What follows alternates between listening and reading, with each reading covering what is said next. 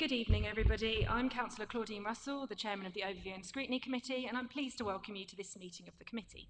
The meeting will be broadcast live, recorded for playback on the Council's YouTube channel.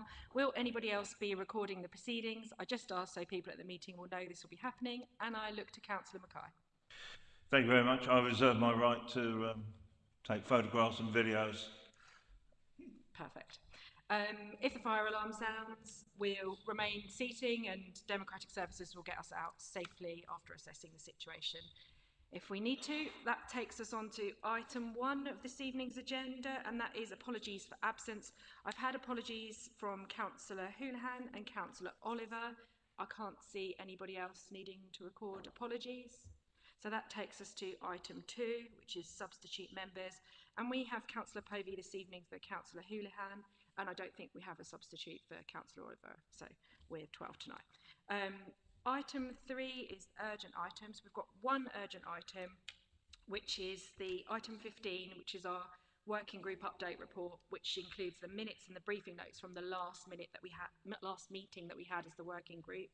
And we've also got the usual urgent update to item 13, which is the very most recent Cabinet Forward Plan with our usual grey and yellow highlights on there, which reflect the changes made to the plan since the agenda was published. So are those urgent items agreed? Thank you. I can't see any visiting members, so that's item 4. And item 5, are there any disclosures by members or officers? Can't see anybody indicating. Are there any disclosures of lobbying? Again, can't see anybody indicating. So I move that all items on tonight's agenda be taken in public. Is that agreed? So that takes us on to the minutes of the meeting that were held on 21st of October, pages 1 to 4 of your agenda pack. You've all had these, so you should have had a quick look through. So I move that the minutes of the meeting held on the 21st of October 2025 be approved as a correct record and signed. Is that agreed? Lovely, thank you.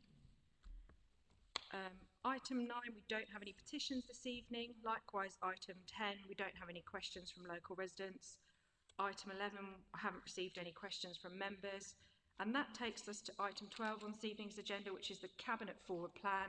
So if you have a look at the most recent update, which you should have on your desks with the grey and the yellow. So yeah, so what these are for overview and scrutiny's ease is we can call items into overview and scrutiny for pre-decision scrutiny, but some things have passed the date. So anything that's greyed out has passed the date for this committee to call in for pre-decision scrutiny. It's just to help really. And then the yellow items are the items that have gone newly onto the forward plan, so fresh items as it were. And basically as overview and scrutiny, we have a look through these and see if there's anything that we'd like to call in for pre-decision scrutiny.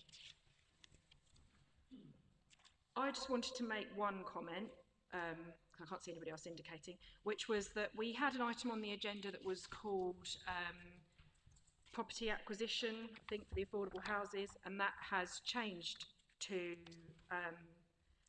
being the park development of Medway Street Pay and Display Car Park on page 5 of the updated forward plan that's on your desks. And we've missed the date for being able to call this in for pre-decision scrutiny.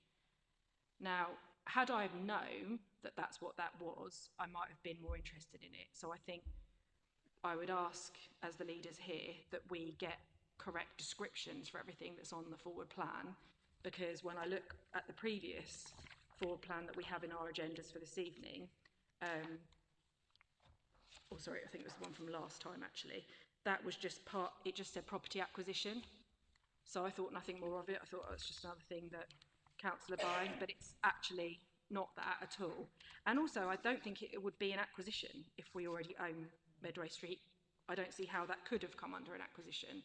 So something, I think, has gone a bit wrong there. And as a result, we can't, unfortunately, have this in for pre-decision scrutiny. So I'm just letting you know now, I will be minded to have a look at this on a call-in. I don't know if anyone else has got any other comments on the forward plan. Councillor Harper. Thank you, Chair. Yeah, the Medway Street car park went up to the Housing and Community and Cohesion pack last week. And following on from that, my group had a discussion and we've sent some comments into the Cabinet for them to consider because we had some concerns on some of the specifics of the report. And we were hoping that the Cabinet might take up on board on our points, obviously, otherwise we would be concerned about the way the report and the outcome of it. So sounds like your group's planning to call it in anyway. So perhaps I'll have a discussion with you outside of this. The only item here I thought it might be worth calling in for pre-decision scrutiny was on the last page of the new lot of papers on page 10, which was empty homes policy. And the reason I thought we might want to see that for pre-decision scrutiny was because we did actually do a review at this meeting, an overview and scrutiny committee a few cycles ago, I can't remember quite when, on empty homes policy, or empty homes, a number of empty homes in the borough and so on. So it just seemed to me logical to do a bit of, pre-decision scrutiny on that, since it's in the same topic area. Yeah, I'm happy to second that if everyone's agreed that we have a quick look at that. I can see everyone nodding, so agreed, we'll take that and have a look at it. Anyone else got any comments on the forward plan? I probably, just one extra one is that, as you can see, we've got the MTFS on here and the capital programme. That comes to the here as a matter of course anyway, so we don't, that's just looked at by everyone scrutiny. So if you're thinking you want to look at that, we already are. Councillor Field. Thank you, Chair. I mean, just in the spirit of not getting caught out in the manner that perhaps we were on the Medway Street car park, I wonder if someone could explain what a nutrient neutrality credit scheme is. Because if I understood what it was, I could then decide whether it merited scrutiny. I agree. I mean, I know what nutrient neutrality is, but I'm not too sure on what a nutrient neutrality credit scheme is. So I'd be happy to have a look at that as well in here if everyone else is. Oh, you want further information? To be clear, I don't necessarily want to call it in. It's dated for February. I think we will have another bite of the cherry, so to speak. But if there's nobody in the room that can explain what it is tonight, I think it would be nice to have. I mean, we have spoken about this before, and that does seem like very technical language. And unless any other members of the committee can tell me what a nutrient neutrality credit scheme is. Councillor Cook? I actually looked at that and I thought, much the same as you are Rob, and frankly, in terms of where we're getting into bed potentially with other authorities as well at this time, bearing in mind we've got elections for a unitary coming up in May 27, I'd quite like to understand what it is as well. Whether or not we need to call it in to find that out or not really depends on what we hear now. But if I don't hear something that satisfies me, I would like to call it back in so we actually have the opportunity of seeing what it actually entails. Thank you, Madam. I mean, just seeing where we are. I think we've got another meeting, chair, but I think where we are on the timeline is that we've got another couple of overview and scrutiny. So I was just speaking about a possible way forward, which is that we get an update from the officer to our next overview and scrutiny meeting, a bit more detail about what it is, and then we can decide at that meeting whether we want to call it in or not. Yeah, is that agreed as a way forward? Councillor Mackay. Surely we've got Mr. Green here. I'm sure it won't take him more than 30 seconds just to explain what it means. That saves all the nonsense. I think it's a technical planning thing looking at it, but I don't know if Mr. Green thinks he can, then please do. Yeah, I'm not familiar with the details, but nutrient neutrality requirements have posed particular problems for Ashford and Canterbury in getting planning permission, and what's happened is that Ashford, Canterbury and Maidstone have got together to look at how land could be acquired to offset the requirement for nutrient neutrality. So this is a scheme that it's hoped will facilitate planning developments in that area. I think maybe it'd take a little bit longer than 30 seconds, eh? So let's move on, eh? Yeah, I think a good way forward is to get that, maybe that update for the next meeting, and then we can have a look at all the different points, and then we can make an informed decision, because it does look quite detailed, and we'll see what it is then, if that's agreed. Okie doke. That takes us to item 13, thank you. I love to do this, mix everything up, which is our committee work programme. So you can see that on pages 14 and 15 of your agenda packs. Have we got any comments on our work programme?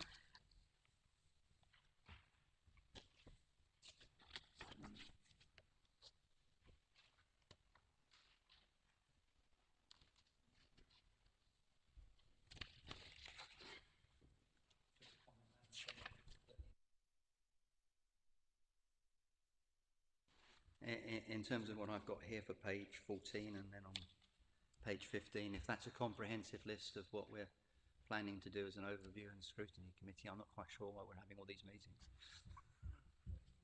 It's quite light. Yeah, we've rattled through our topics quite quickly, which is good, because that means that we'll soon be in a position to pick more. So once we've finished the trust one, we can pick more, or maybe at the next meeting we can look again at all the different topics and maybe start and pick another one then. On 15, it's obviously the things that we've got. We haven't got any call-ins running at the moment, so it will just be the things that we get to look at as part of this committee anyway, so quarterly finance reports, and those items. But yes, the work of this committee we can pick another topic, but I would suggest that we don't look to do that without all of the information, all of the sheets, but just probably as a note to the committee, if you're thinking or you're minded of a topic, then ask Democratic Services for the form that you've got to fill in so that you can complete that and we can have a look at them all. Councillor Field. It just occurs to me, we did go through collectively quite a laborious process. I'm assuming that officers in Democratic Services have a record of how we ranked. I think we went through about 8 to 10 different things. So rather than us creatively coming up with new things, perhaps we could just work our way to the next one on the list. I don't know what colleagues in the committee think. It's on their workload list, so they've got the next ones that ranked the next down, but what they're just going to do is double check with the officers that it's still relevant. There's not been any additional information or anything, so then we'll get those back. But what I didn't want to do was preclude anyone that had a burning idea that they really wanted to put forward now to bring that to the same meeting separately.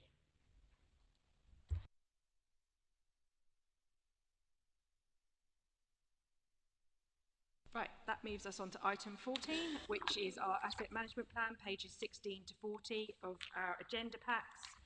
And we've got some officers present that will be helping us with any questions. We've got Mark Green, Director of Finance and Resources, and Katie Exon, Head of Property and Leisure. But we'll have the report introduced to us in the start by Councillor Jeffrey, along perhaps with some help from Mark Green. Over to you, Councillor Jeffrey. Thank you, Chair. So the asset management plan sets out, serves a number of purposes, including things like safe operation of council services, helps us generate commercial return, provides benefits. Sets out how we're going to manage those assets that enable the council services. It complements the property disposal policy, and in particular with local government reorganisation coming towards us, it's useful to have. The report details the governance processes behind the plan, including roles for cabinet members and so forth. It describes the portfolio, both in summary and in detail in the asset register, starting on page 35. There is obviously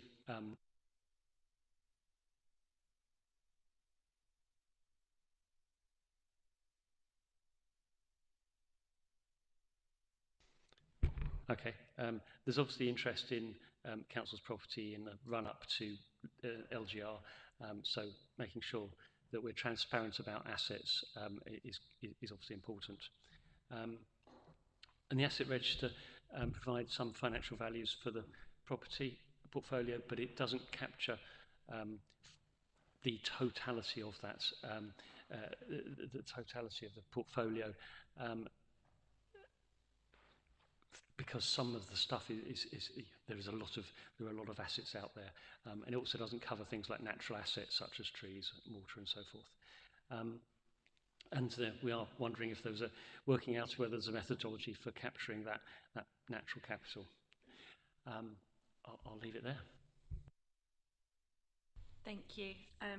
Yeah, I mean, I just noticed that we don't have all of the parks and spaces without getting parochial. There's a couple, I think, in my ward that aren't on there, but I know that you're looking at that in particular. So if anyone else spots ones that aren't on there, I think there's going to be an update to this before the Cabinet sees it. Yes, if I can just come back on that, certainly that was raised at one of the, I think it was the PAC meeting, and we need a way of describing. We won't be able to get down to every single bit of verge, but some of the bigger parks or medium-sized parks, clearly it would be nice to list them. Thank you. Opening it up to the floor, I've got Councillor Hickson, Councillor Harper and Councillor Field, and then Councillor Kahili. So Councillor Hickson, start with you. Thank you very much. Obviously I saw this last week at the PAC last week. I asked a question, I didn't really get an answer, so I'm going to ask the question again, which is regarding the valuations. So, for example, on the community assets, all of that sort of land valued at 6.9 million. We've got, for example, yeah, that's on page 38. Page 37, there's a petrol station and a care home and a newsagent's kiosk. Is all of that 1.5 million? Because there's a petrol station recently sold for about 4 million, I think this week. So I just wanted to ask how we've arrived at these valuations, because they do seem quite low. Thank you. Mr. Green, will you help us with that? Yeah, thank you. The valuations are based on an external valuation that we carry out for the purpose of our accounts. So they are financial valuations. The reasons why something like a petrol station may not look like it's got a very high value is if our interest is simply a long leasehold interest. Yes, if we were letting to the tenant directly, we'd be collecting the full value of the site, and that would be reflected in the valuation. But if we only have a long leasehold interest that's not going to materialise for 20 or 30 years, it could be worth a lot less than that. And I'll also repeat what was said before, that the values here are simply the financial values, and so when we take this to Cabinet, we'll be including the main parks and open spaces, because clearly people will recognise those as being significant assets of the council. Happy with that? Yep. Councillor Harper.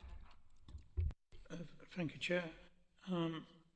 It's quite interesting. We had this, I was at the climate transition when it came up last week, and as the Chair's mentioned, some parks are missing, such as Cornwallis Park, which is one now in my ward, which used to be in the leader of the council's ward.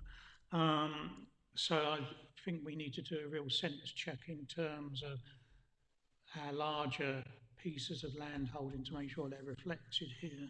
I remember, as I suspect only Lottie and Malcolm can do, back in 2017-18, when the council undertook a very large exercise, we employed Gen 2 to help us look at all the 320 properties we own. and they provided us a list of all 320 properties, broken down by use and broken down by wards. And each member was asked to go through their relevant ward just to check all the items and so on. And I do remember looking at that, and then they cycled through to the old Policy and Resources Committee.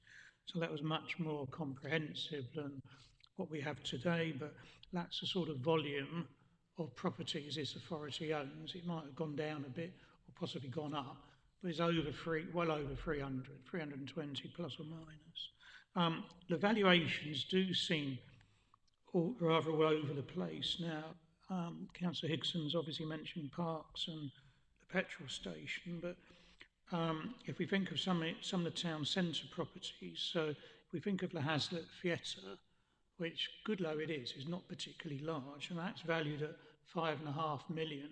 Well, then if we look at the museum and the Archbishop's Stables, which is considerably bigger, they're only in at 3.9 million. So I do think, given we've got local government review coming up, and authorities such as Maidstone may be looking during that process in terms of vesting assets in parish councils or whatever, as other councils in Surrey, for instance, are currently doing.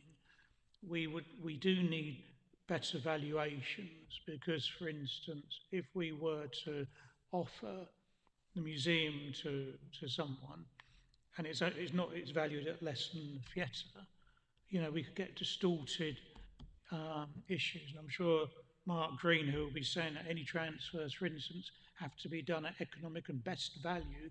And if our property portfolio isn't valued at anything like that, we could easily make wrong decisions in terms of the ratepayers of the current Maidstone Council. Thank you. Do you want to come back on that, Mr. Green? Yes, certainly. The way that our valuer will have looked at the properties is in terms of their income generating potential. That's the typical way that a chartered surveyor would look at a property. So that's the reason why the museum, which is a massive building, might actually have only a low financial value.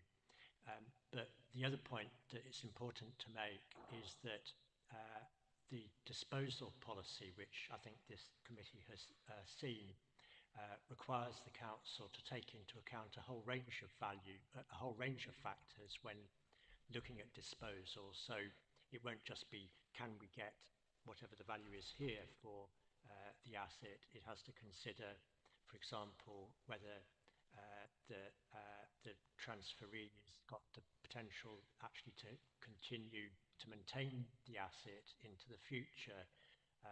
And so it's absolutely not the case that, well, so far as this council is concerned, that there would be a fire sale or anything like that. There's a whole lot of factors that would need to be considered in relation to any disposal.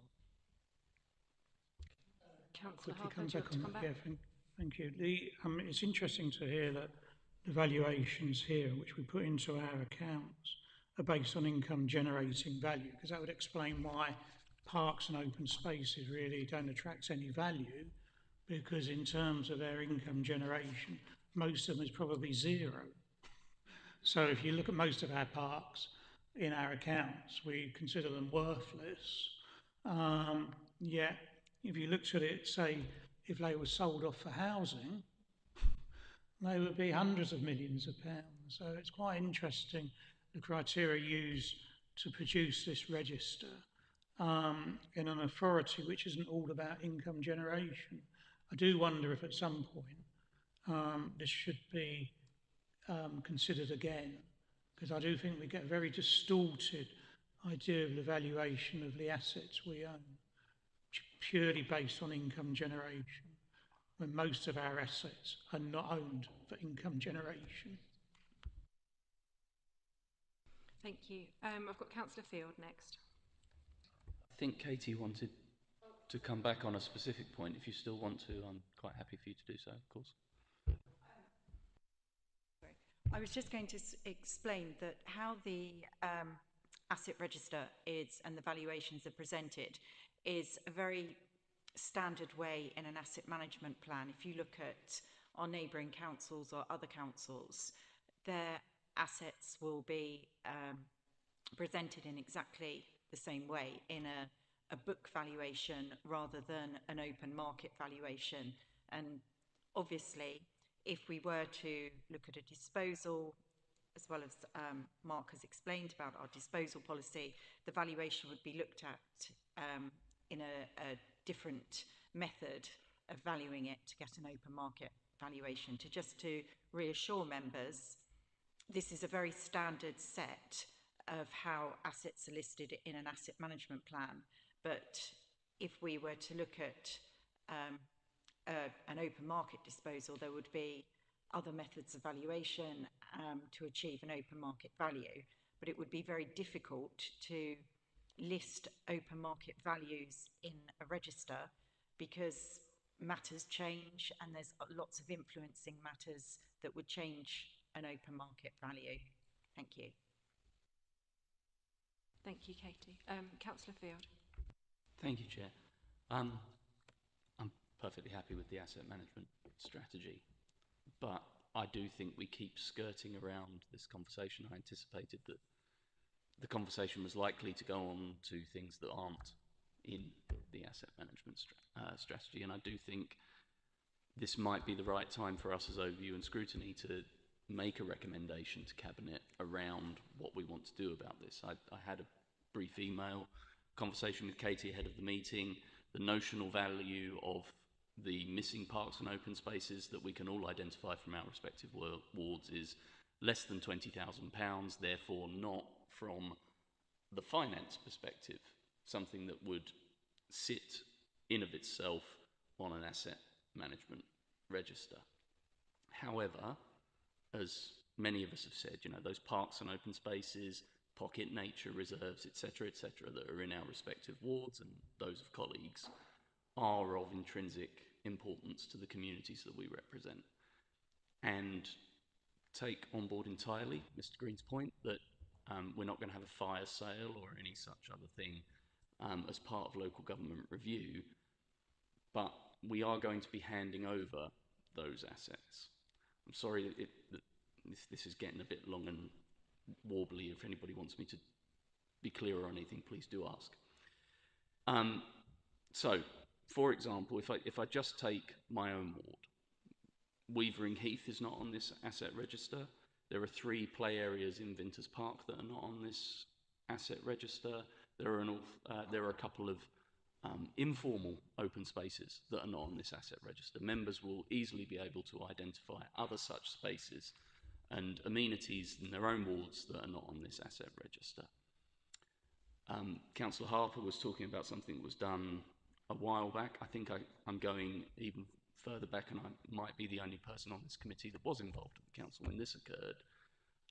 When Maidstone Housing Trust, which had Maidstone Borough councillors on its board, was handed over to Golding Homes, with all of the assets that were flats and houses and so on and so forth, were a number of play areas in places like North Ward and Parkwood, particularly around the flats. They were very small, and they were judged too small for Maidstone Borough Council to continue to manage. I don't believe any of them are still there. My concern in terms of our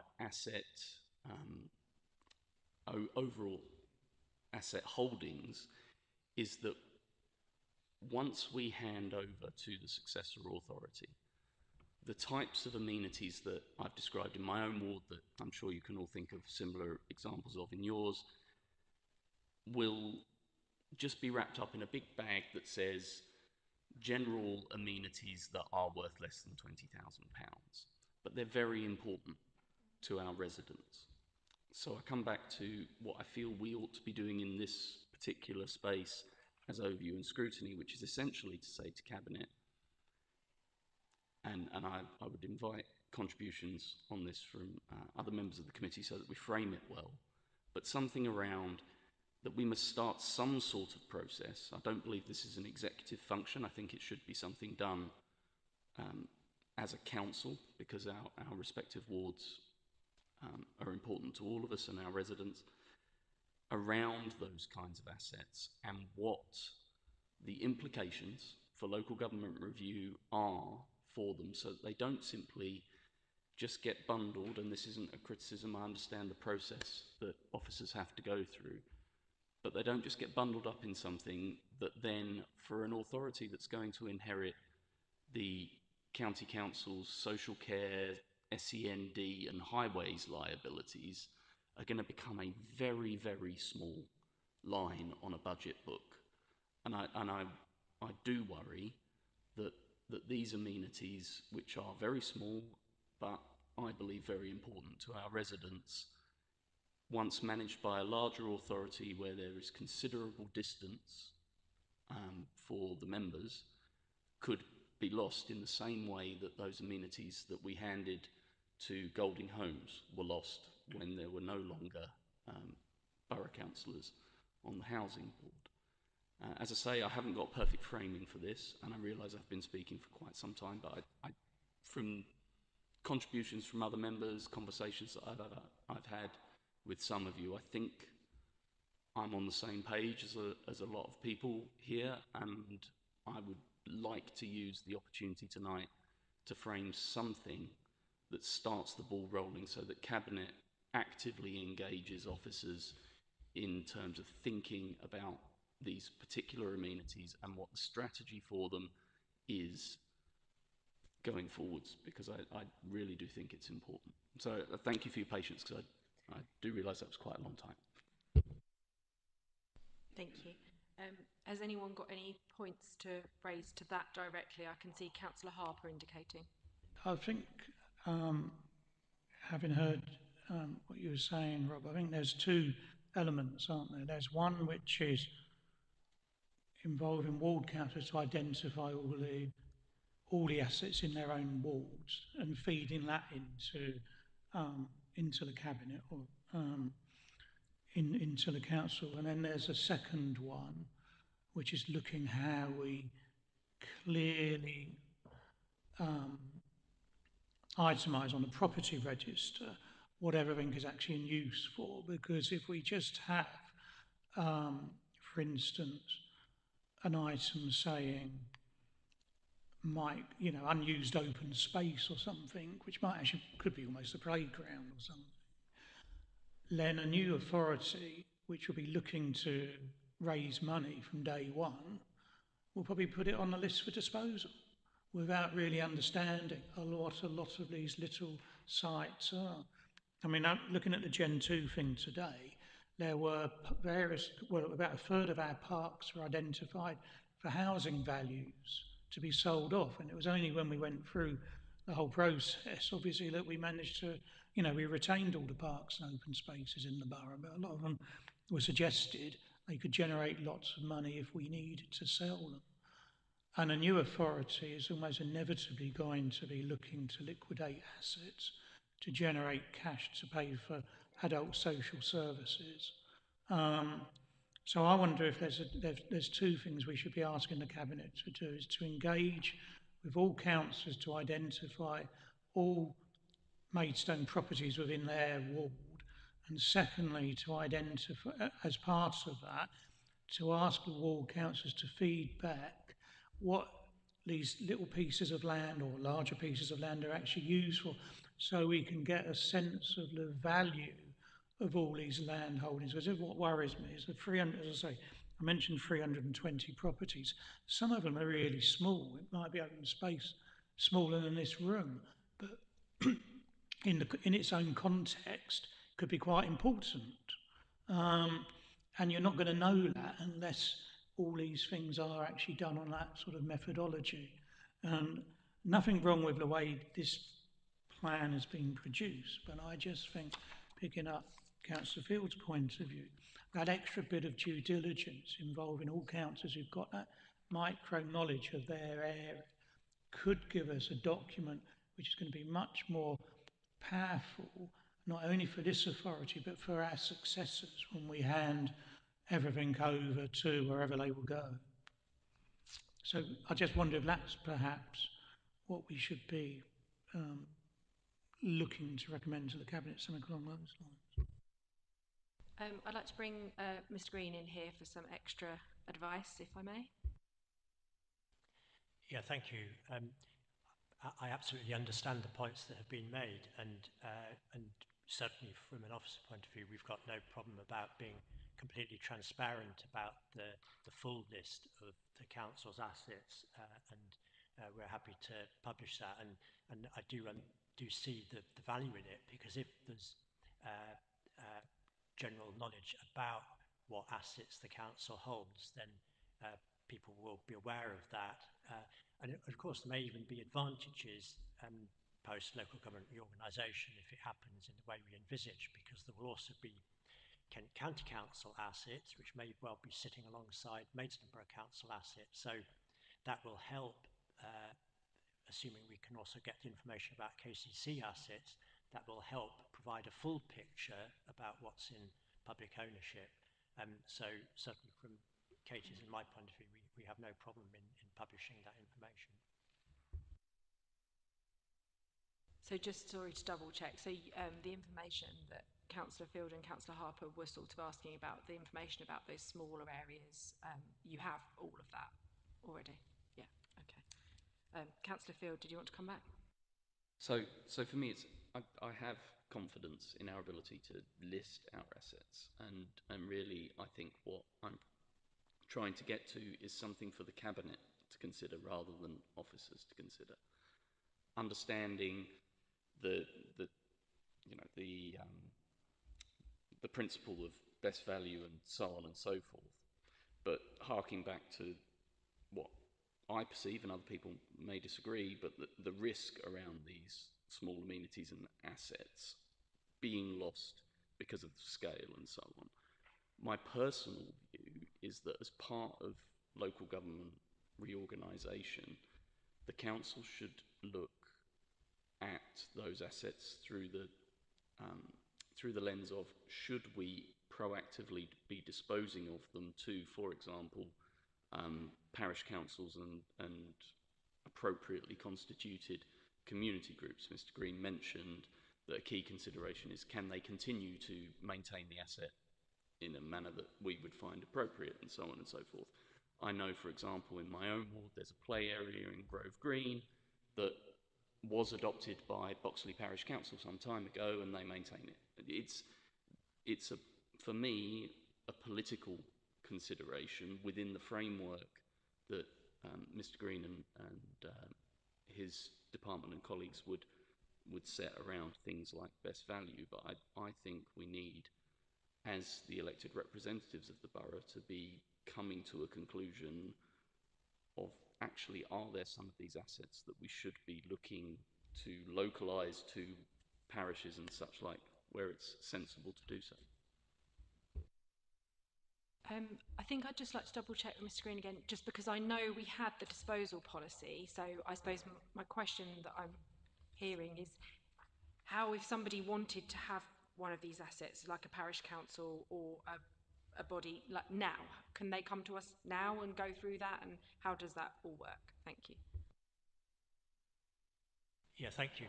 This is actually very timely, because a parish conference took place on Monday this week, and we both anticipated interest from parishes in assets that were in their area, but also wanted to make sure that they were aware of the opportunity. So Katie and I presented to the parish conference on Monday. Obviously this doesn't apply in unparish areas, but what I set out was a process, and I referred them to the disposal policy. But essentially what I said is, the disposal policy sets out the questions that the council will ask about any asset that you want to take over, and those are questions like, do you have the resources to maintain it? Is there any risk of it being degraded in new ownership? And there was quite a bit of interest, as you might imagine, from the parishes. So what we're basically inviting them to do is come forward with their proposals. I mean, it may be that there'll be a handful of proposals. We'll bring those to the PAC and to Cabinet for consideration, and there may be a number of tranches of disposals like that. So we're open to offers. Clearly, we'll consider them very carefully. We have to bear in mind the legal requirements about obtaining best value, but there are some parishes more active than others, but the parishes that are keen to take on assets, absolutely will engage with them. Position in unparished areas is different. In due course, a town council might fulfil the same role, but clearly the town council isn't in existence at the moment. Councillor Field. Thank you. I think that clarifies the position. I think I'd like to hear from the leader, Stuart. What are your thoughts on how we could perhaps proactively, as a council, identify to organisations such as our parishes those assets that would merit such consideration? I wouldn't normally be pushing for us to get rid of all of our parks and open spaces, but as I say, in the context of local government review and the risk, as I perceive it, that they're just going to be bunged in a line that says, you know, other assets or some such, I think it would be a shame if we missed the opportunity. I'd welcome your thoughts. I think that's why that presentation happened at the parish conference. It was a lot of the parish conference was about LGR and making sure that the process is transparent and available to them was key, and it's one of the things we're one of the rationales behind the town council as well, to ensure that happens. Obviously that doesn't exist yet, and hopefully will exist. How we might push that further and make it more obvious. I mean, I'd hope that parishes are pretty much, every parish I've ever spoke to knows exactly which bit of land belongs to who and for how long, and that includes any borough council land. So I would imagine they are very, very sighted on what's out there. We can certainly perhaps give it a few months for the conference message to sink in, but we can possibly reach out to the parishes and check their thinking about these things and considering them. Obviously, it is entirely down to them what they do, but we can go back around the house, around the parishes, and double check. That'd be more than reasonable. I'm just conscious that we don't have that gap again between parishes and unparishes, so I don't know if maybe you need a bit of thought about how that same process would be replicated in unparished areas. Right, speakers I've got next, I've got Councillor Keeley, then I'll go to Councillor Mackay, Councillor Cook and Councillor Hickson. So Councillor Keeley. Thank you, Chair. Mine's kind of a mixture of what Councillor Harper said, Councillor Field said and Mr Green said. I was just thinking about, it's a bit of a tangent, so bear with, but where we're looking at levels of trust about the transparency of this list being somewhere that the public can find. I know it's out there, but is it somewhere where they can find? Because as we look at LGR, I could think, and I'm sure Councillor Parfitt can, there's some little bits and pieces in our ward that are maintained by us. Are they ours? Blah, blah, blah. Because there's also quite a lot of public misinformation about a lot of things. Like, for example, there was something the other day about we were greedy with the rent and that's why a shop's shutting, and it's absolutely nothing to do with us. So if it's out there, what is ours, what isn't ours, I think that would be beneficial, somewhere where people can see, and maybe some information about that, because this was a shop that isn't on there. It could well be that it is our shop. I don't think it is, but I didn't think there was a petrol station there, but there was. But yeah, if that could be something that could be, I don't know, that communication could deal with, was kind of the idea on that. Thank you. Thank you, Councillor Keeley. I think as well, maybe some thought into what assets we're being particular about, because I absolutely know that in my parish there are street lights that are owned by KCC, there are street lights that are owned by Maidstone, and they're a street lights owned by the parish, and they will all be assets. But I'm presuming if we put all of them on a list, which I should imagine exists somewhere, we'll be looking at an absolutely massive document. So Councillor Jeffrey wanted to come in, and then I'm going to go to Councillor Mackay. So I'm aware there is a list, a spreadsheet, and it is massive, and it is on the borough website. But you're right in broad terms, whether it's street lamps owned by 3 different councils or us always getting the blame for the high parking charges at Fremlin Walk, for example. Yeah, I mean, it's useful to be able to reference back, but maybe we can circulate the link to that list amongst members so that people can see it. Thank you. So, yeah, all right. Councillor Mackay. Thank you. I didn't think I'd speak on this, but when I looked at the list here, I live in Downswood. And the Riverland Nature Reserves, I think that falls into Downswood. It may or may not. It's certainly on the border, but it's a tiny bit of land. And yet, Mallard's play area, which is a pond, a football pitch, and a play area, is not listed here. And yet, Maidstone Borough Council must have spent £500,000 on that in the last calendar year. And thank you very much, Maidstone Borough Council, because they've done a grand job. Now, that is not part of Downswood. Most people that live in Downswood think Mallard's is part of Downswood, but it's not, because the boundary just finishes at Mallard's Road. Now, so there's lots of grey areas here. And I think if we go into, yes, maybe our assets should be more detailed, I would agree. Yeah, and I'm sure Mr. Green would like them to be more black and white and detailed. But I think Rob was trying to say, well, look, we're going to go into this great melting pot of Tunbridge, Severn Oaks and Tunbridge and Malling, possibly, likely. But they're going to have the same issues that we've got here.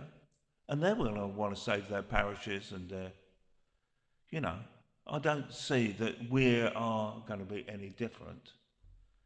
But it would be a good idea to know exactly what your assets are. Thank you. I think if I can précis what we've learned is that we have a whole big long list of the assets, and we're going to be sent the link to that. So by all means, have a look through and just check with your knowledge that that is what you think is in your area, because you're all the experts for your areas. And then also we do have to remember that if assets transfer or whatever transfers, once that new authority is up and running, their decision making is their decision making. So we can really only think about this half of the process, which is getting it ready, getting everything ready. So we've got the full list, and we heard from the leader that they've been actively speaking to parishes. Maybe there's a piece, and I can see Councillor Field writing, so I don't know if he's working something up about the town centre areas. But I've got 2 more people to hear from, and so I'm going to go to Councillor Cook and then Councillor Hickson. Councillor Cook. Thank you, Madam Chairman.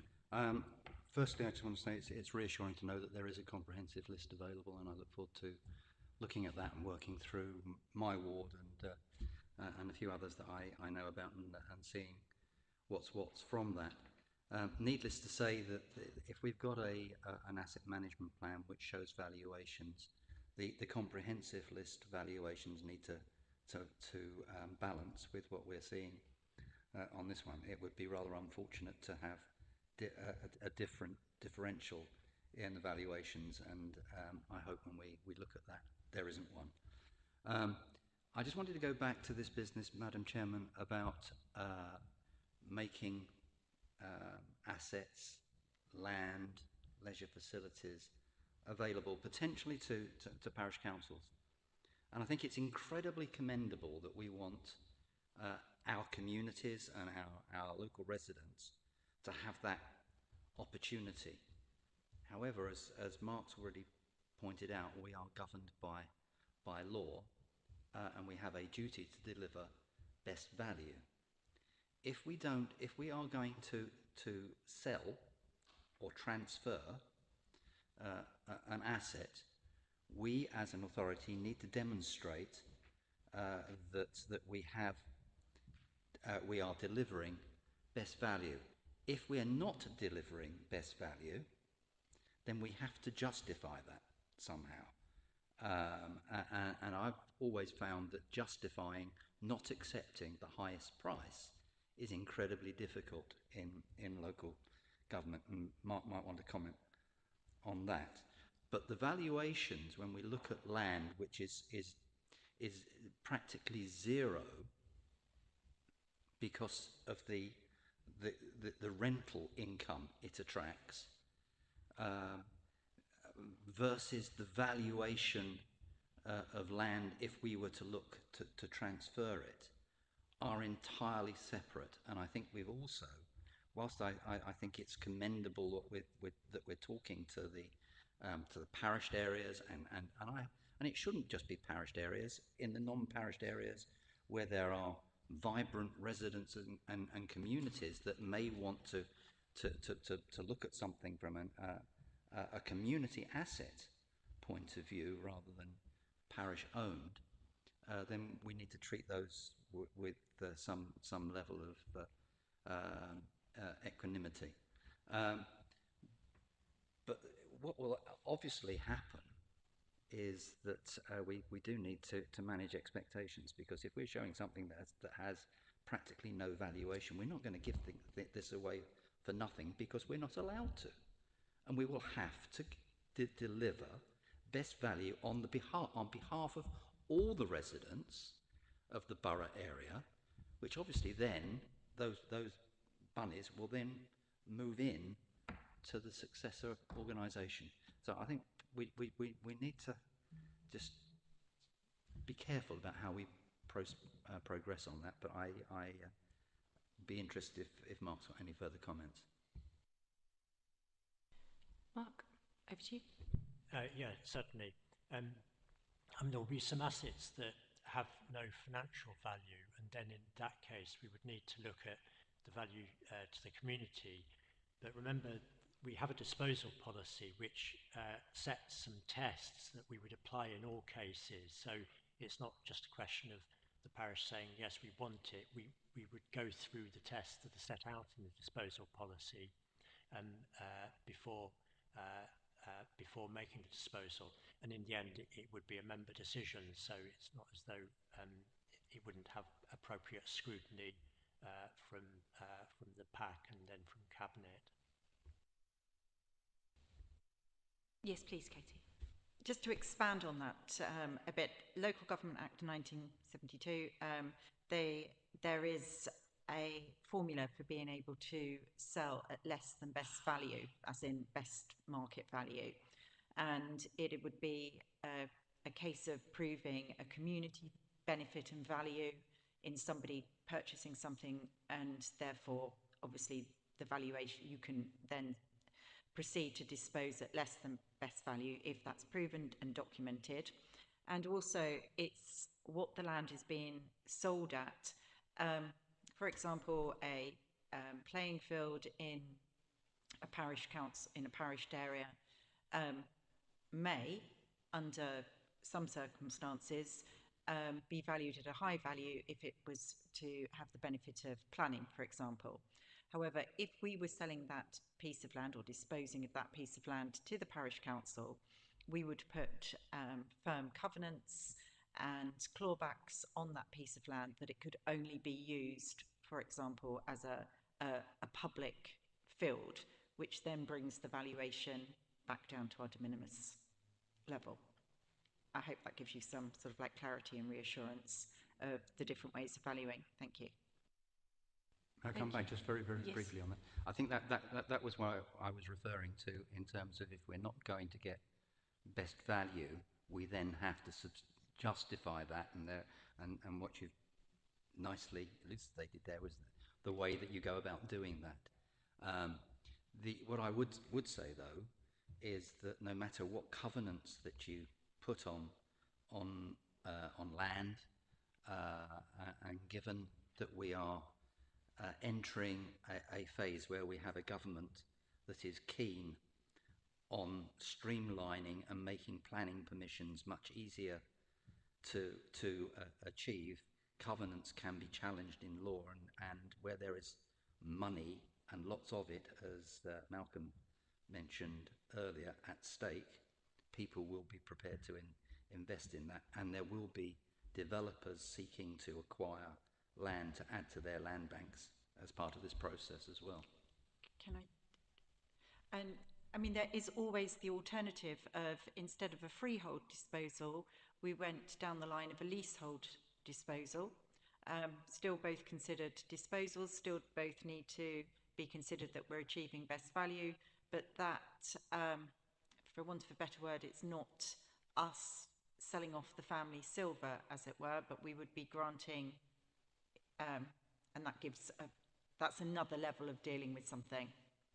And indeed, if we look at the assets, we'll see that a number of the assets on the asset management plan are already covered by such leaseholding arrangements. Thank you. Thank you. I've got Councillor Higson, and then we'll go Councillor Field and Councillor Harper. Thank you.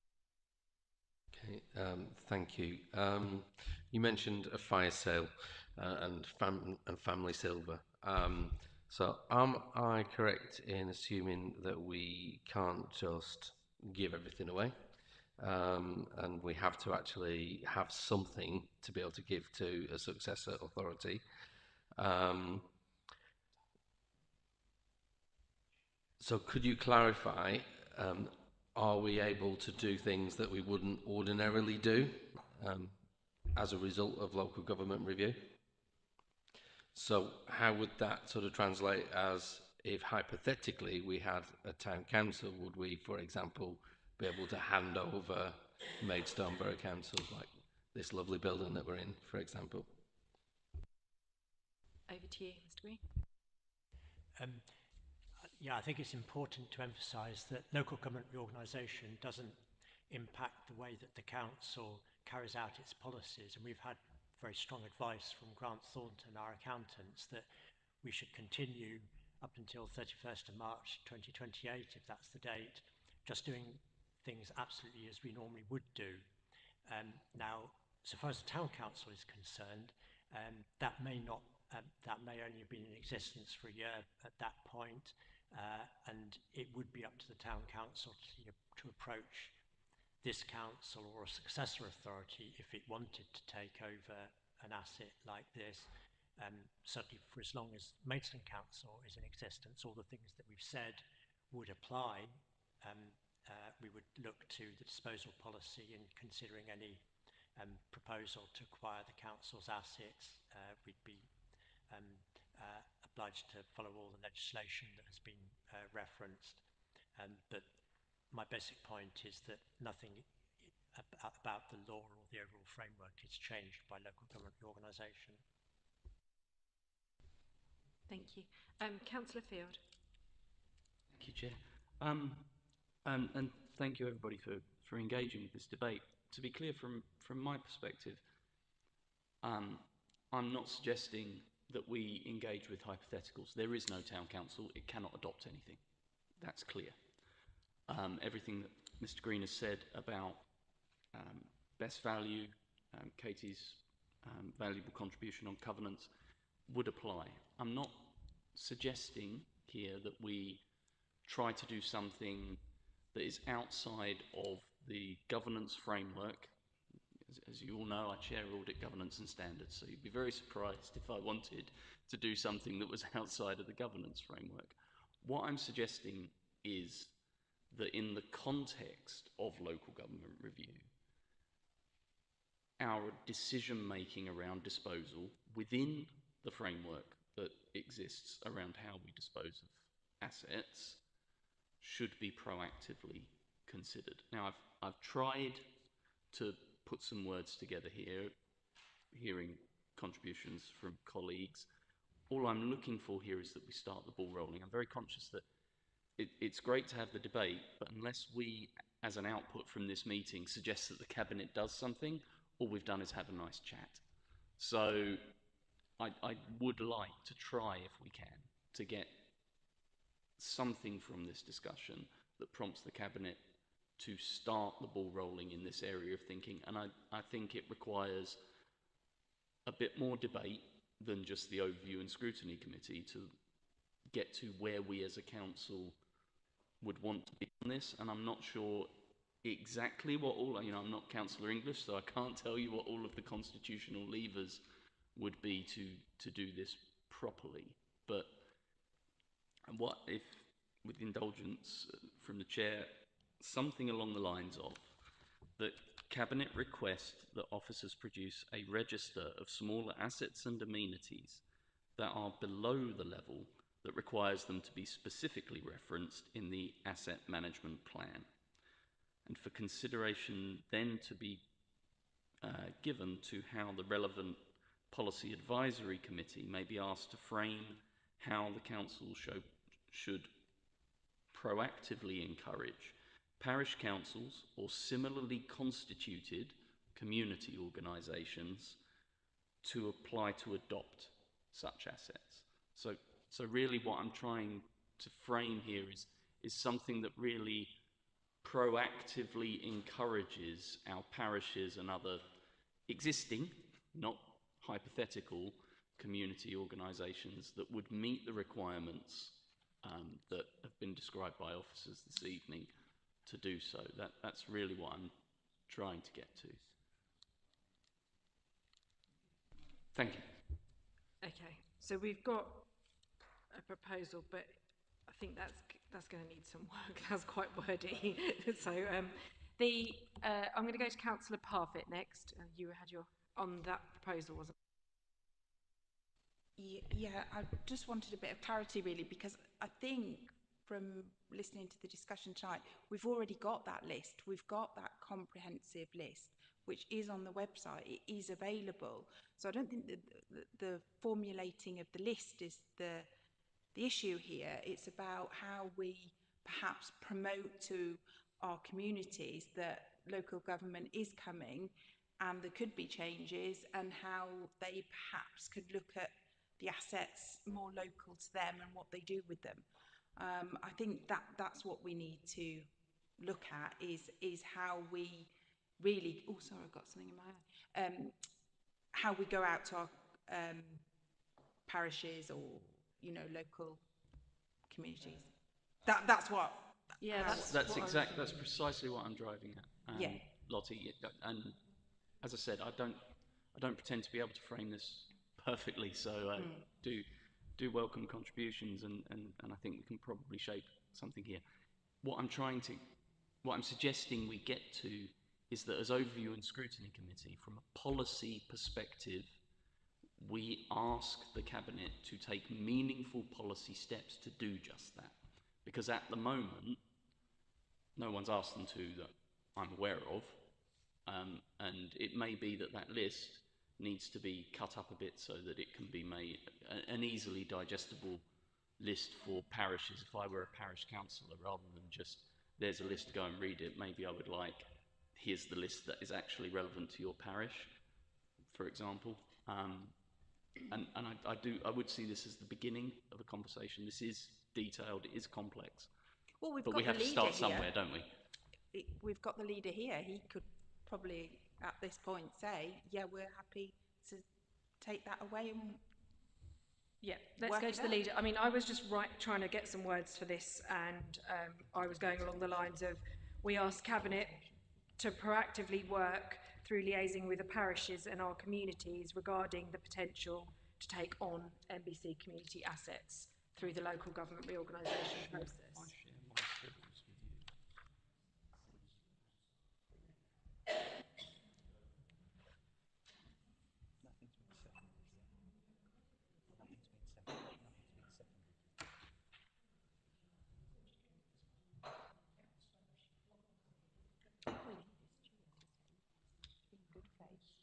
We're not technically at motion point yet because we haven't got a seconder. So, but what I'm thinking is we might need a little recess just to get some wording. But I'm going to go to Councillor Mackay and then Councillor Harper in that order. Councillor Mackay.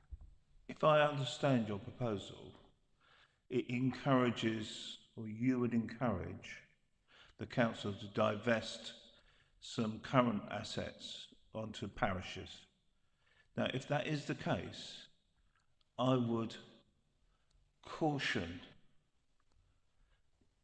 against that. Some parishes are very wealthy. I live in Downswood, and their funds are quite slight.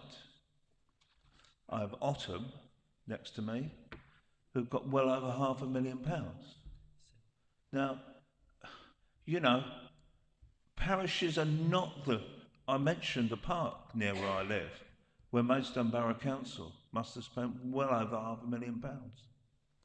And most people in Downswood thought that that was their park, Downswood's park. Thank God it wasn't, because they wouldn't have had £500,000.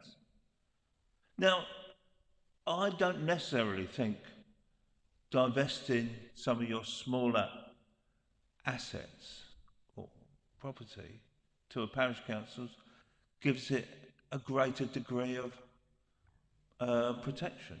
Far from it. I don't think most, probably a good number of parish councils are borderline non-functional. Now, some, and thankfully most, are well run, but I wouldn't bank on it. I wouldn't bank on them being better than a borough council. So I very much would oppose any move that would transfer assets to parish councils. Yes, come back on the specific point, Councillor Field, but what I'm hearing there is obviously Councillor Mackay would be minded to vote against whatever the proposal is. But we don't yet have the wording for the proposal. So, Councillor Field. Thank you, Councillor Mackay. I don't disagree with your caution, and I am certainly not seeking to propose something that ties this all up in a bow. As I said, I think we need, as a council as a whole, to have the discussion and consider through the appropriate governance mechanisms that we have, which will be the Policy Advisory Committee and the Cabinet and full council, what we want to do in the context that we're faced with. Now, some councillors may be of the view that all assets should simply be transferred to the successor organisations in totality, and that is a perfectly reasonable conclusion to reach. I'm simply suggesting that the council as a whole should be considering this, and we should be seeking the appropriate platform for the discussion to occur, and then whatever the council as a whole wants to do with this is actually done. As I've said a couple of times in this debate, what I'm trying to do here is frame something that sets a course of events into motion, because local government reorganisation seems to me to be something that's going to happen very slowly until it happens very fast. And this particular issue for me, there are a number of spaces in my own ward that are of concern, and as I said, I welcome the contribution from Katie on covenants. If, for example, Weavering Heath were to be considered in the context of being a space that someone would put houses on, be worth considerably more than £20,000. But if Weavering Heath was passed to, in this instance, I believe it would fall within Boxley Council, if we were to adjudge that that was something we wanted to do, with appropriate covenants, with appropriate legal safeguards, I'm confident that this can be done in a manner that safeguards assets for communities and safeguards the right of the successor organisation to Maidstone Borough Council to, I think the phrase Katie used was claw back, if for any reason those covenants were not properly observed. But I would just like to come up with something that starts the debate more meaningfully and more widely amongst the council. Councillor Harper, I'm going to bring you in now. Thank you, Chair. If we look at all the properties which are listed on this asset register, so pages 36 through to 40, with the exception of perhaps a dozen items in total, everything is located in Maidstone Town. Maidstone Town is unparished. Maidstone Town will remain unparished until at least May 2027 if the council goes through the consultation it's currently under and the outcome is to set up a town council for Maidstone. So really this is a bit academic because there is no town council which can take over parks, open spaces. One of the main functions of parish councils currently are that they run their allotments, they run their recreation grounds, and they run a number of local services like halls and so on. In Maidstone Town, we do not have a parish council to do that, hence all these things sit here. Now, yes, we could ask community groups to look at how they might run it, but I know when you look at our budget, running our parks and open spaces, which are probably 80% Maidstone Town, is £1 million to £1.5 million a year. Now, we as a council can afford £1 million to £1.5 million a year because we levy a precept. Parish councils levy a precept. A community group with the best will in the world, if there was something called Maidstone Civic Trust and they took over all the parks and open spaces in Maidstone Town, would have £0. They wouldn't be able to run any of it unless they either sold off some assets or this council endowed them with sufficient money to actually do it. So unless the residents of Maidstone demonstrate a wish for a town council, which is not yet we're not yet there, I just think we can't achieve anything because nearly all these assets are in the unparished area. There is nothing to hand them to. Until we actually have a town council, if that is the way we're going to go, I agree with Malcolm. I'm not sure we're going to get anywhere. Okay, thank you. I think we need to just see where we are. So we have the big long list of assets that exists. We can get that. We have the asset management plan. We have the disposal policy. So they sit, for want of a better word, reactively. If somebody wants to come to us, they can do that. That's already been pushed out a bit on the PR piece with the parish councils. So that is the state of play of where we are. It's just whether we're reaching for something proactively to go out to different to organisations or residents associations, etc. I think that's the wording he's trying to come up to. What I would like to do is bring the leader in and see his thoughts really on, is there anything that you think you'd accept coming out of this, or are you happy with the things that we've got in place, the management policy, the disposal policy, and the big long asset list that we have? So I'm keen for that proposal to come to the Cabinet. I'm not going to judge how the Cabinet will take it. It sounds like a fairly reasonable suggestion. I think we've certainly heading down that line in terms of the parish council presentation, parish council conference presentation, and as I said, we can remind parish councils perhaps in 3 months of that presentation, and where the list is and so forth. I think what I'm hearing is, should we go further than that in terms of being very, very upfront about the stuff that's in the parishes?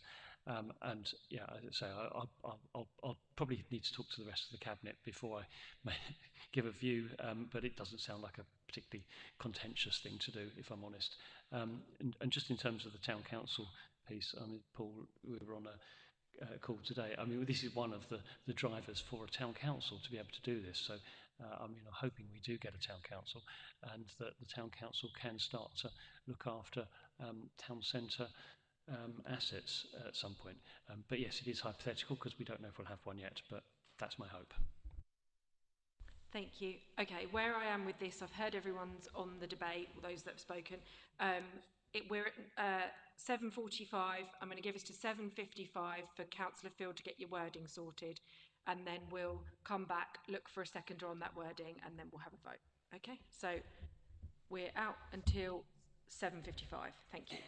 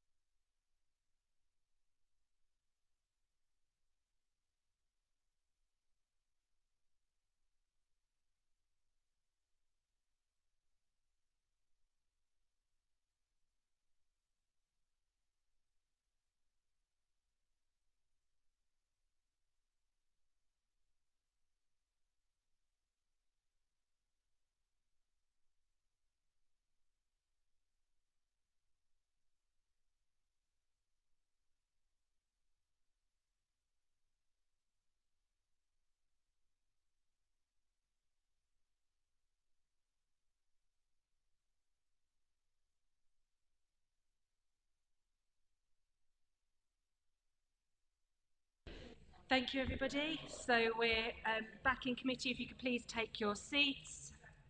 Councillor Harper.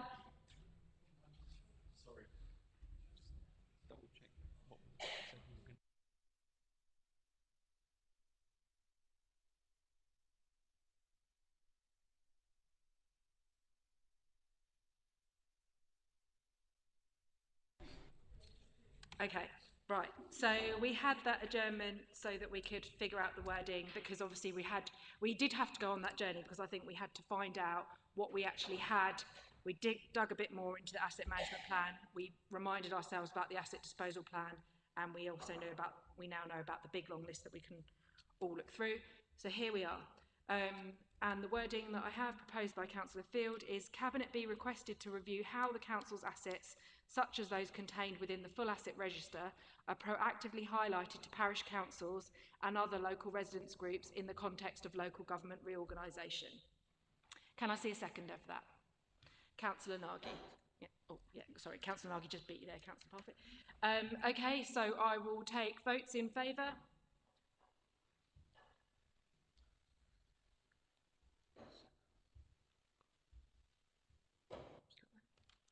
And votes against?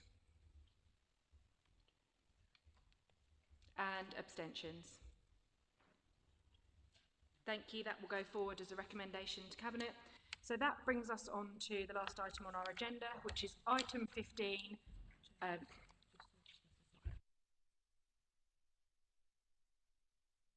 Sorry, we got so far on our journey that we actually forgot. We also had two suggested recommendations on the page 17. So if we could build that in at the end of the proposal. So we've got the proposal that we've just done, and that the attached draft asset management plan 25-26 to 29-30 be adopted, and that a rolling annual update to the plan be received by the Policy Advisory Committee and Cabinet from now on. Is everyone happy to go forward with those particular recommendations? Thank you. Right, so that takes us to item 15, which is our working group update report. A reminder, our topic, we're understanding the level of trust between the council and the public. You've got some papers that were distributed separately, and they're very much just a reflection of where we are. So we've got the purpose, the background, and we've got the briefing notes that we've got in Appendix 2, and some meeting minutes from the working group meeting that was held on the 13th of October. Does anybody want to speak to that item? Our next plan that we've got is that we will be meeting as a working group to get ourselves some questions ready, so that then the following working group meeting we will have the external person that's decided that they would like to help us. Not as many as we were hoping for, but we have got one. And we were thinking to build in Angela Woodhouse. If she's agreeable to that, we'll ask her into that working group meeting, just so that we've got a couple of people to question. And obviously she's been heavily involved with exercises to do with trust and councils over the years. So I think that's the plan, as it were. Meeting for the questions, meeting for the questioning of those two people, dates to be confirmed with you all via email from Democratic Services. But has anyone else got any other questions that they wanted to raise on our topic? Councillor Harper. Yeah, I completely support what you've just said, Chair.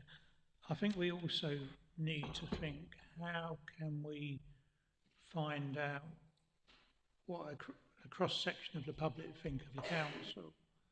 So, for instance, if you speak to most residents about the council as a planning authority, I think most of us know that people would consider it pretty well corrupt. You know, the whole process. And well, I'm sorry, Malcolm, that's the truth. I get it all the time because of the impacts of planning decisions on my own ward, and people just disengage. And I think we need to understand, if we're trying to understand trust, it's one thing in terms of what we do and what we send out, but it's actually really what do the public out there think of us. And you know, if we look at electoral turnouts, if only a third of the population bother voting in local elections, you know, that may be an indicator. But we need to really understand from the public what they feel in terms of trust of us as a councillors and council. Because if we don't understand that, all we will have done is talk to public sector, talk to people linked to the council, and we really won't understand why the public hold councils on the whole in fairly low esteem. And that's I thought that was one of the things we were really trying to understand. If we understand why generally public services and elected officials are held in low esteem, then we can start to think, how do we go about improving it? And it's stuff probably beyond what our communications team do, which is really good, and I think everybody here will think it's good, but it's not. It's beyond that, this issue of trust. And we just need to think, and perhaps that's something at the working party we can give a bit of consideration to, because otherwise the Achilles heel of this whole thing is missing. I think, although I've outlined the next steps, that doesn't need to be the end steps. So where we got to with our initial discussions, we were bringing up some points about resident surveys and engagements and looking at what kind of levels that we get, which is actually quite high compared to other authorities, well, very high compared to other authorities. And I think the local government reorganisation consultation that went out that was hosted by Canterbury, Maidstone was the highest levels that entered into that. So I think we can be confident that engagement is high, but I completely accept that that isn't the same thing as trust, which is the overall topic that we're looking at. And it depends on which way round you want to go with it, because to my mind, we could think of the questions, we could speak to the external expert, and we could speak to Angela about how we take that further. And then, I mean, there's some other options on page 47. We could look at running a specific survey on this or a specific consultation on this. But I wonder if that, unless we're definite now about what we want that to look like, I wonder if there's actually a lot of value in speaking to the external person first and speaking to Angela first to frame our thoughts further before we then launch any kind of a survey, consultation or a poll or looking at the Let's Talk Maidstone site or any of those things. Because obviously we do need people to help us with this, otherwise again we're just talking to ourselves, aren't we? Which is fairly valueless. Councillor Hickson. Thank you. I just wanted to point out there was, in terms of engagement and consultations, there's an email that went out, because I'm signed up to the emails, an email went out, I think it was like the 5th of September, it was around that sort of date, and there was consultation overload in that email. There was just one after the other, after the other, after the other, and included in that was the consultation for the town council. And the press has reported since then the total number of electors who actually are eligible to vote in that area and the number of respondents.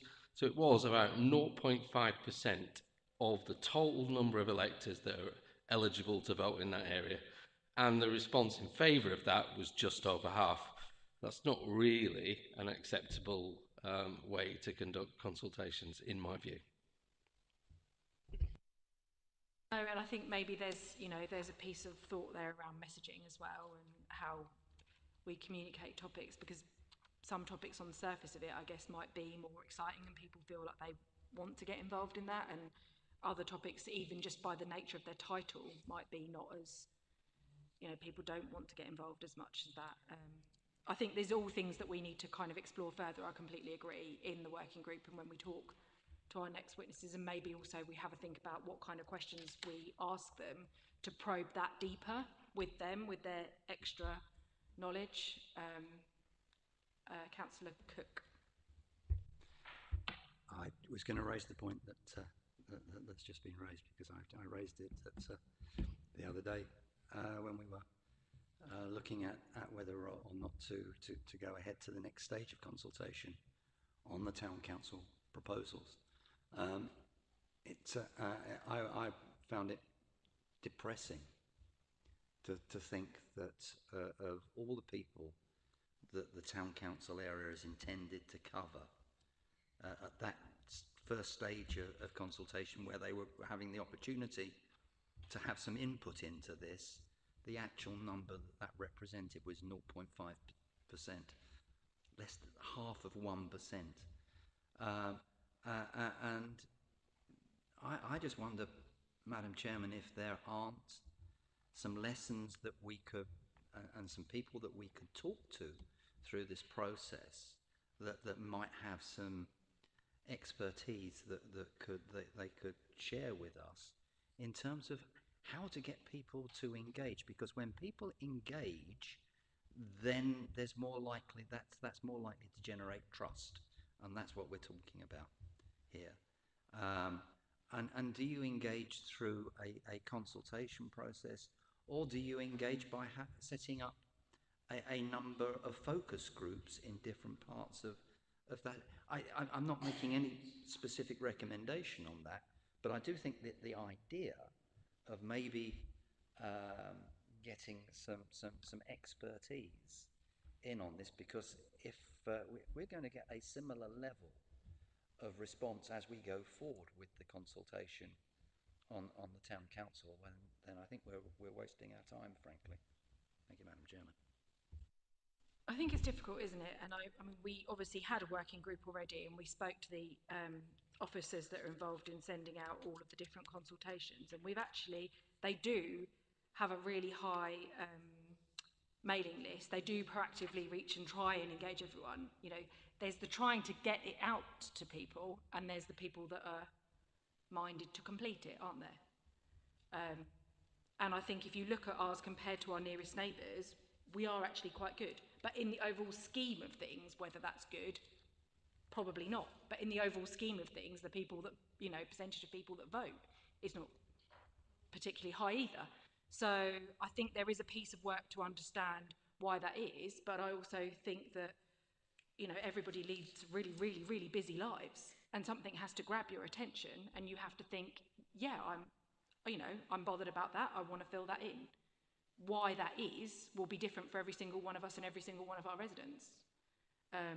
But I think, you know, that's a thought piece that we need to do. I've got Councillor Harper, and then I'm going to Councillor Field. Councillor Harper. Yeah, I mean, people mention the low response rate for the stage one of the town council review for Maidstone Town. But even when we've got, and we do have a very good response rate, as is shown on table 46, page 46 rather, of our resident survey, and all the homing we have done over the last decade or more to get up in terms of the league table, which is still only 2.3% of the population. Our population in this borough is over 175,000 people, and 4,000 people responded. So, you know, even a sort of exemplar, which Maidstone has been in terms of these resident surveys, can only get under 2.5% response rate. So, you know, the town council stage one was really, what's the word? It was, you know, not exactly a heart-throbbing approach, you know, but the next stage we're now going into, we're looking at much better information to people, and I'm sure the response rate will probably be at least 2.3% and hopefully greater. But it's selective samples are what is important. Even though numbers may be small, there's about a couple of hundred, our officers would advise us that was a statistical sample on which you could extrapolate, because we do that all the time. But we do have to, you know, accept that these response rates are always going to be very low. I mean, it's good, as is a multiple of everybody else. Oxfordshire, which is probably 500,000 or more people, sits down here as 1,144. I mean, that must be pretty close to your 0.5% response rate to their resident survey. So we do some things quite well, but the total numbers who will ever respond are going to be low because they're self-selecting groups. I think we also have to be careful about getting carried away with ourselves. Like a 30% response rate may be really high, but 70% of people, for whatever reason, didn't feel minded to give us their thoughts. And you can't therefore assume that you know what those 70% of people are thinking. I think that's really an issue as well. Councillor Field, followed by Councillor Mackay, and then I'm going to wrap this up. Thanks, Chair. I think, this is a worthy piece of work. I think there are a couple of things that spring to mind, really. I would say anything that we can do that takes on board different approaches, and Councillor Hickson perhaps has some suggestions that will come out as part of this review for how we engage better with more diverse groups, up the number of responses we get, is all very worthy and worthwhile doing. I also think that observing that a member of the public observing that they're being consulted on something and reaching the conclusion that they are insufficiently interested to respond is them exercising their democratic rights. For example, Kent County Council has asked us all what we think about the Bluebell Hill reorganisation of the highways. Probably not wording that sufficiently well. Personally, I was not minded to do research into what the implications of traffic movements around that sort of engineering infrastructure would be. And so I didn't feel that I would give a particularly well-informed opinion on what changing the roundabouts at the top of Bluebell Hill might do. I use the junctions, it's going to impact my life. I have to put a certain amount of trust into the engineers and the councillors that are elected to properly scrutinise that. And that's really my last point. Those of us that have got ourselves elected, part of this job is representing the interests of the people that we represent, regardless of their political opinions, to the best of our abilities. So, whether it's what we've discussed tonight or Kent County Council's engineering project at the top of Bluebell Hill, if you put your hand up to be elected to an authority, then the job is to educate yourself a bit and represent as best you can the interests of constituents. That over and above that, some people will respond to questionnaires and surveys and such, I think is great, but I really don't think we need to beat ourselves over the head that only 4,500 people out of the population chose to do so. After all, there's only 49 of us, I think, and we take some quite significant decisions, and that's just how local government and democracy works, I think. And the final point I'd make is that we all read about national polls constantly being told if a general election were to be held tomorrow, this would happen, that would happen. Those polls poll about 3,000 people. There's 68 million people in the country and 2/3 of them have a vote. But the sample size is judged off the back of a few thousand conversations. So 4,500 people engaging with this authority about its plans is actually reasonably healthy, I suspect. Councillor Mackay. Thank you. If councillors that represent the area of the town council want there to be a town council, they've got to do something about it. Expecting Maidstone Borough Council to engage the public in something they may or may not feel is a good idea is not going to win you any votes. Maidstone Borough Council must be seen always as being impartial.